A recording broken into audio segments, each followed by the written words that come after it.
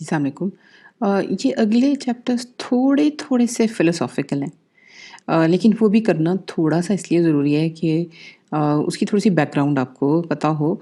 लेकिन इससे आप परेशान ना हों, आगे चीज़ें बहुत इस तरीके से एक्सप्लेन होंगी कि बहुत आसान आपके लिए होगा। लेकिन कहीं-कहीं फ़िलॉसफ़ी का थोड़ा-सा ज़िक्र करना ज़रूरी है। मसलन ये जो टॉपिक है, ये है एसेंशियल क्वालिटीज़ ऑफ़ ब्यूटी। कि जब आप खूबसूरती की बात करते हैं तो उसकी कुछ ख़ासियतें भी तो होती होंगी और फिर बहुत सारी ख़ासियतों में से कुछ ख़ासियतें होंगी जो एसेंशियल हैं, जो ज़रूरी हैं। तो जो ज़रूरी क्वालिटीज़ हैं ब्यूटी की वो ज़रा देख लेते हैं कि फ़िलॉसफ़र्स क्या कहते हैं। Philosophers of aesthetics give the following general statements about beauty. Aesthetic के ऊपर बहुत से फ़िलॉसफ़र्स ने बहुत सदियों से बहुत ज़्यादा काम किया है। हर एक की स्टेटमेंट्स, हर एक का जो टेक है वो फ़र्क है। लेकिन हमने उसमें से सिर्फ़ बहुत ही जो आसान वाली 5 चीज़ें हैं वो निकाली हैं कि अक्सर फ़िलॉसफ़र्स जो है ना वो ये बातें ज़रूर करते हैं, ये समझें कि सब चीज़ों के लिए दुरुस्त हैं। एक तो बात ये है कि ब्यूटी आपको खुश करती है, ब्यूटी प्लीज़ेज़ अस, कि ब्यूटी हमें खुश करती है।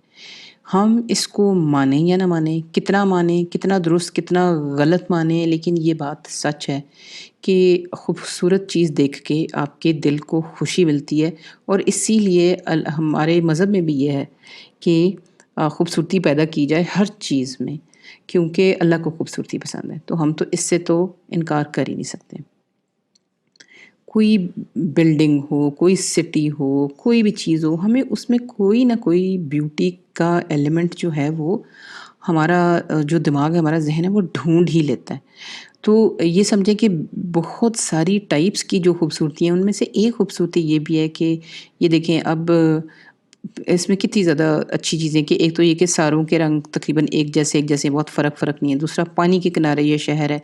तीसरा नज़र आ रहा है कि ये नहायत आला दर्जे का आर्किटेक्चर है। इसका मतलब है कि इस जगह पे आर्ट, डिज़ाइन, आर्किटेक्चर, अदब, पोएट्री, पॉलिटिक्स, ये सारी बड़ी अच्छे तरीके से डेवलप हुई होंगी चीज़ें। तो किसी भी शहर को देखते ही आप उसके बारे में एक फ़ौरन से अंदाज़ा लगा लेते हैं कि वो कितना खूबसूरत है, कितना कम, कितना ज़्यादा है।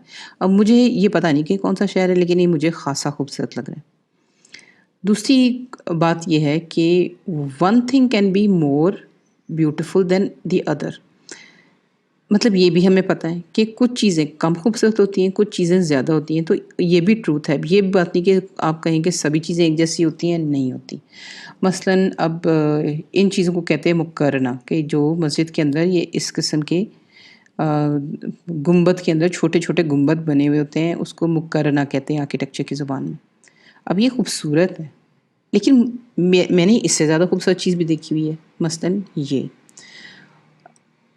अब ये कलर के लिहाज से हार्मोनाइज़ देखिए कम से कम कलर यूज़ किए हुए हैं, इसमें बहुत ज़्यादा कलर यूज़ किए हुए हैं, लेकिन इसमें जो इसके अंदर कर्व्स हैं उसके डिज़ाइन में कॉम्प्लेक्सिटीज़ निस्बतन ज़्यादा है। तो मुझे हालाँकि इनके रंगों से मैं बहुत एग्री नहीं करती, रंग मुझे वो बेहतर लग रहे हैं, लेकिन इन जनरल मुझे ये उससे बेहतर लग रहा है, उससे ज़्यादा खूबसूरत लग रहा है।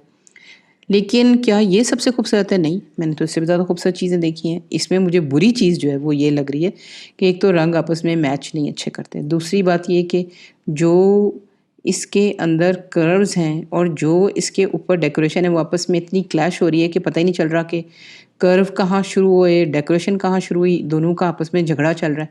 और दूसरी बात है कि ये जो स्क्वेयर्स अलहदा से इसके ऊपर आए हुए हैं, ये मुझे लग नहीं रहा कि डिज़ाइन के अंदर बहुत अच्छे से फिट हुए हैं। तो ये इसमें से समझिए कि इसके जो सारे एलिमेंट्स हैं, उनका आपस में बैलेंस भी नहीं है और कहना चाहिए कोई तालमेल भी नहीं बनी हुई।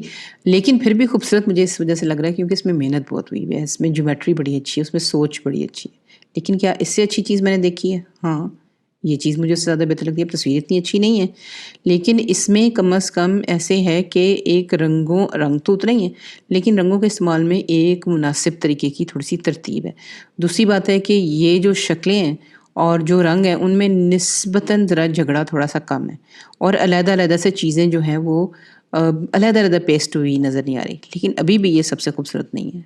मेरे ख़्याल में ये सबसे खूबसूरत है, क्योंकि इसमें बहुत सी बातें हैं। एक तो ये कि जो बड़े कर्व्स हैं और जो छोटे हैं, कर्व्स क्लियरली नज़र आ रहे हैं। जो इनके ये जो मेहराबें हैं छोटी-छोटी, इन मेहराबों के निस्बत जो डिज़ाइन है उसका आपस में कोई झगड़ा नहीं है। ये आपस में दोनों एक जैसे दोनों लगता है प्यार मोहब्बत से चल रहे हैं। उसकी वजह ये है कि ये इन डिज़ाइन्स में इन्होंने रंग कम इस्तेमाल किए, एक ही फैमिली के किए हैं इस्तेमाल, और दूसरी बात है डेकोरेशन का साइज़ छोटा-छोटा कर दिया।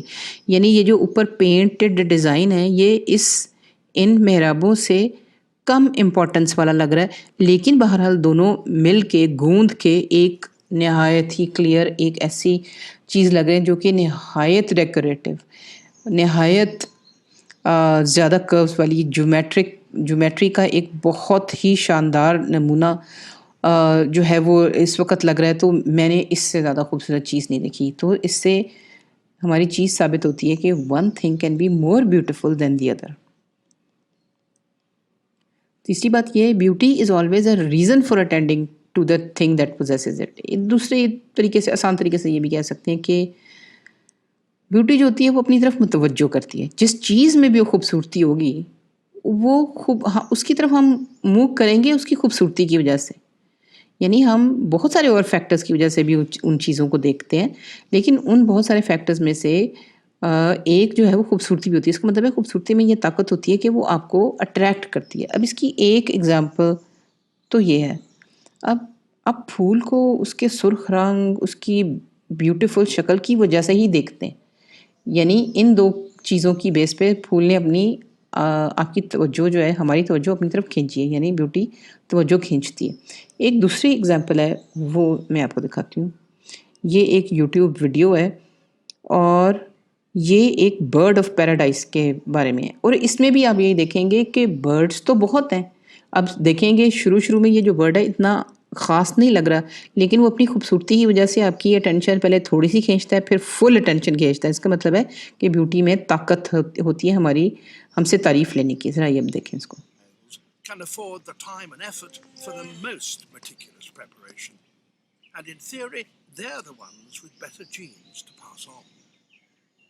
You have a highly critical audience, so it's time to rehearse the main act.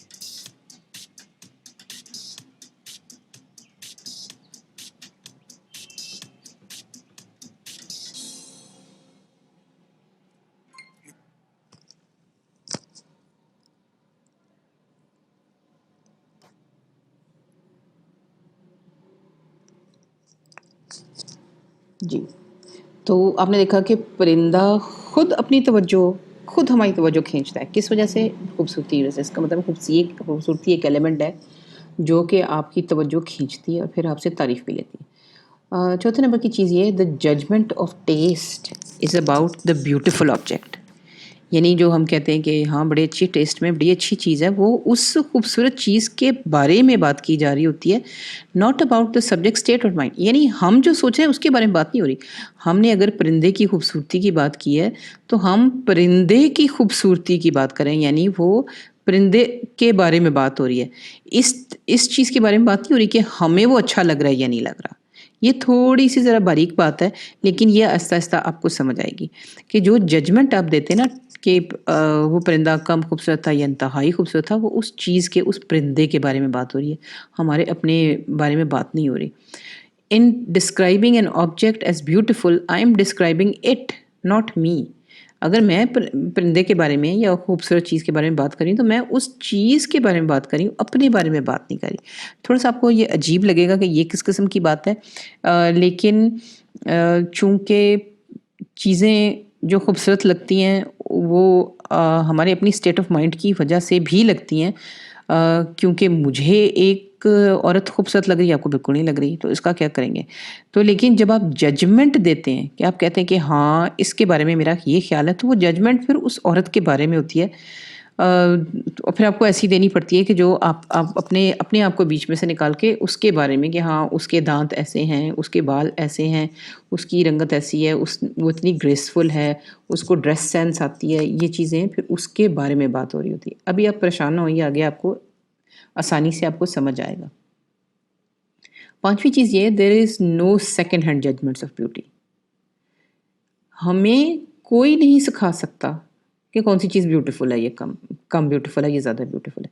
There is no way that you can argue me into judgement that I have not made for myself. मतलब आपने कहा कि फ़लाँ चीज़ खूबसूरत है, तो वो आप कह रहे हैं कि खूबसूरत है। आप मुझे बता तो सकते हैं कि हाँ, वो मुझे बहुत ये परिंदा मुझे बहुत ही अच्छा लगा, लेकिन ये मेरी मर्ज़ी है कि मैं आपकी बात को मानूँ या ना मानूँ, कितना मानूँ, कम मानूँ, ज़्यादा मानूँ। इसका मतलब है कि आप किसी को फ़ोर्स नहीं कर सकते कोई चीज़ पसंद करने पे। अगर किसी बंदे को कोई चीज़ पसंद आ रही है, तो वो प्योरली उसकी अपनी मर्ज़ी की वज़ह से पसंद आ रही है। वो आपकी मर्ज़ी की वज़ह से कोई चीज़ नहीं पसंद कर सकता। आप किसी को कहें कि लाख कहें कि तुम्हारे ऊपर सुर्ख़ रंग बड़ा अच्छा लगता है, पहनो, तो वो आपकी बेगम कई दफ़ा पहन लेगी, आपको खुश करने के लिए। लेकिन अगर उसके दिल को नहीं पसंद आ रहा, तो वो नहीं पसंद आएगा। मुझे आप जितना मर्ज़ी कन्विंस कर लें कि करेले बहुत ही ज़बरदस्त, बहुत ही ज़ायके में अच्छी चीज़ है, मैं कई दफ़ा ट्राई भी करूँगी, लेकिन अगर मुझे नहीं अच्छा लगा, तो मैं उसके बारे में आपकी बात दिल से मानूँगी नहीं, क्योंकि मुझे वो ज़ायका अच्छा नहीं लग रहा।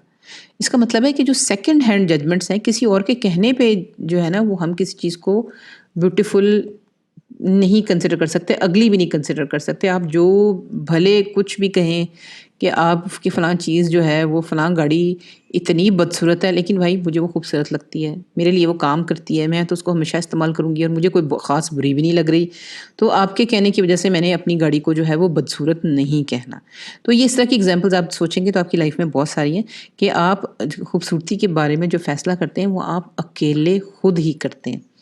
अगर ऐसे ना होता, तो इसका मतलब ये भी है कि फिर हम किताबों में से पढ़ लेते हैं कि फ़लाँ चीज़ खूबसूरत है, किताबों की बात मान लेते हैं कि हाँ, ये प्यारा है, ये अच्छा नहीं है। तो लेकिन ऐसे तो नहीं है, हम किताबों की बात तो नहीं मानते। इसलिए जब तक आप चीज़ को खुद एक्सपीरियंस नहीं करते, खुद देखते नहीं, आप उसके बारे में कोई ऐसा फ़ैसला नहीं करते। Thank you.